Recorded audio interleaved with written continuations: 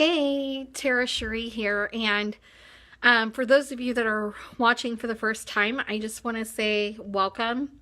It's really, really good to have you, and for those of you that continue to view weekly, thank you. I love and appreciate your support and encouragement, and you are part of why I continue to do these Facebook Lives, and I apologize, you guys, because I totally thought that I was going to be able to make it here on Facebook Live earlier, and then my day got away from me, and the meetings that I had scheduled ran way over. I'm talking like 2 hours at least over from what I thought that they were going to, and I wasn't able to get on and share at our normal time. And I know that I had promised you through the VIP list and through social media that I would be sharing with you at around 12:50 p.m. Eastern Standard Time. And just as a reminder, we are going to be doing Thursday at 12:50 p.m. Eastern Standard Time again for a live video, different topic, in the event that you want to join in. So feel free to partake. If that does change, which I really don't foresee that changing, but if it does, then I will do my best to let you know, kind of like I did today, that we've had a change in the schedule. And I will also, to the VIPs, send out a reminder email to watch this Facebook Live, since we didn't do it at our normal scheduled time like we normally do. So anyway, I am a partially stay-at-home, work-at-home mom going full-time.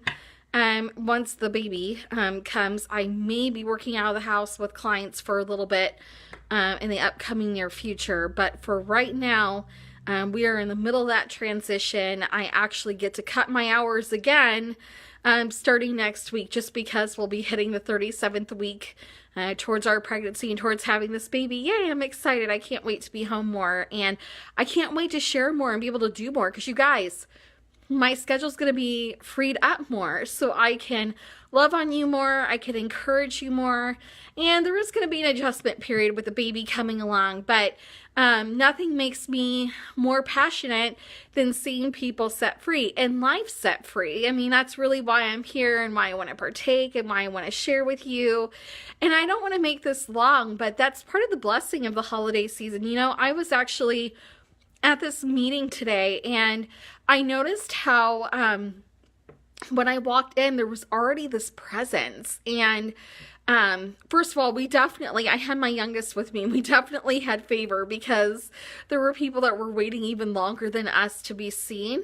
And we actually got in a little bit faster, but we still had to wait a while. But what was so amazing was there was such a culture and dynamic, a diversification of people that were around, that, you know, it's like they were all helping each other out, you know, especially the older generation. They were watching out for the younger ones, especially the pregnant moms that had like really small children like myself, you know, and they were offering seats, and they were talking with everybody and just loving on them and encouraging them. And if the kid dropped a toy, you know, they would immediately help pick it up and give it back to the mom or to the kid. And there was just this really like great reminder, like, this is what every day should be like. This is what being a blessing really is about, you know. And some of this older generation, like, they had canes, they had wheelchairs themselves. There was like all these different situations, right? But they still really cared about just taking care of the people around them. And it just gave me such a joy. I couldn't knock the smile off my face. They were even talking to me and to my little one, and she was kicking her socks and shoes off, and they were just getting such a kick out of it. And anyway, I'm glad she could be free entertainment. But anyway, it was just a really great reminder. What a great topic to share today. And, you know, because I think sometimes we get so wrapped up in the holiday season about giving gifts and just about the materialism of what the holiday season has become. And let's outdo each other's homes and all this decor. And I'm not saying like that's bad or that's wrong, because it's not. Like, that's great, that's fine, but what is the holiday season really about? You know, what should we really keep our focus on? And really, if we're really taking it to heart, we should be practicing it every day of the year, 365 days a year. And I just want to kind of like encourage you to shift your mindset just a little bit rather than focusing on, who you're getting gifts for and how many and, all these things that are nice and they're great gestures, and it may be a gift that that person really needs, and that's great. But I'm just talking about, what are you doing this holiday season to share your love with somebody else? I was just talking to somebody about this today, and they're like, why worry about gifts when you can spread love and encouragement? I was like, oh my gosh, that's so on point. Somebody really gets this. And it was just refreshing to hear that. And so I just encourage you, what are you modeling to your children? What are you modeling to others? What are you modeling in your home life, especially if you're a believer? And if you're not, that's okay, but you could just still have that spirit of generosity and kindness and giving. So what are you doing out of the ordinary this season to make a difference? Are you doing a fundraiser or a campaign to raise funds to, maybe help an organization that really needs help, that's doing something really exciting this holiday season? Maybe they're getting blankets out, or maybe they're getting coats out there. There's lots of organizations this time of year that really want to help people that are out in the cold that don't have proper winter gear, right? Are you serving, somehow in a soup kitchen? Are you giving back to your community of your time, your love?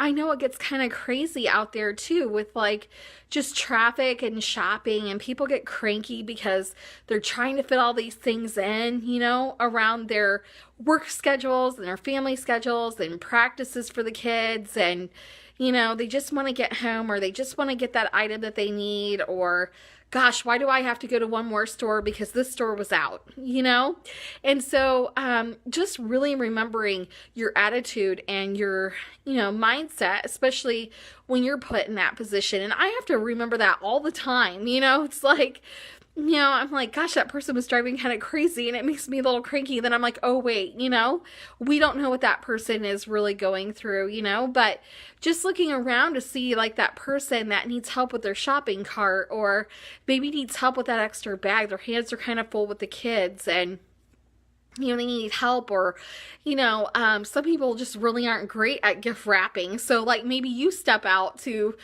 offer to help out with that, or, I don't know. I saw this really great list that I thought was really excellent too, where they were taking, what was it, like each day to gather an item, for Christmas, like an actual recipe item.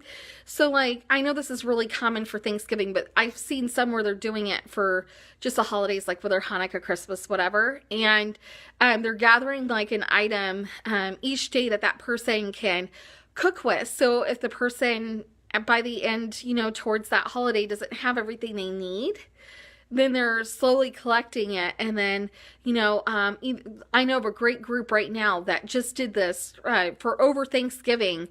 And they collected, multiple boxes of food. We're like, hey, porch pickup, come over and pick up this box if you're in need and you don't have anything for Thanksgiving, And so I've seen some where they're doing it now for like Hanukkah, Christmas, Kwanzaa, whatever. And so it's huge. Like no matter what you celebrate, people are in the spirit of giving. And I guess that's really the point here, is just being in a place where you're just giving of your time, giving of your heart.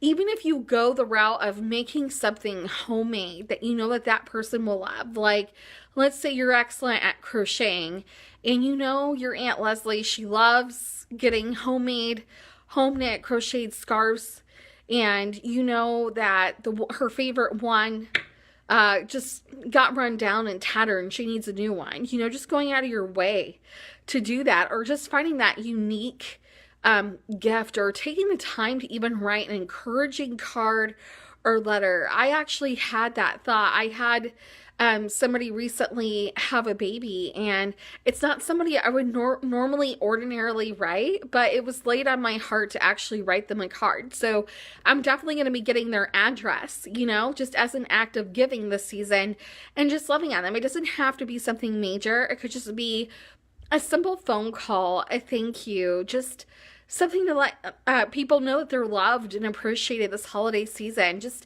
make it more about giving from the heart and giving of yourself and giving of your time and really encouraging and loving on everyone. I just encourage people this season that rather than putting it into material items, just showing it from the heart, having that genuine compassion. If you see somebody that really needs something, they're out there in the cold and they haven't had a meal in a really long time, and you know that they're not like faking it, like they legitimately, you've been able to figure out like, hey, this person could really use a meal, just going that extra mile. I just encourage us to think with our hearts this season, and I really hope that this touched somebody in some way. I've got to get my oldest from school. It is about that time, but I didn't want to leave without giving of my time and loving and encouraging you to get in the holiday spirit from the heart.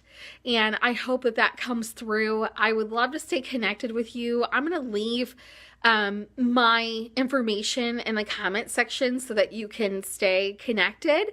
Also, I am still taking some coaching clients, so if it's kind of like on a one-on-one basis, just because I'm getting so close to the baby right now, but I do want to open some group coaching up too.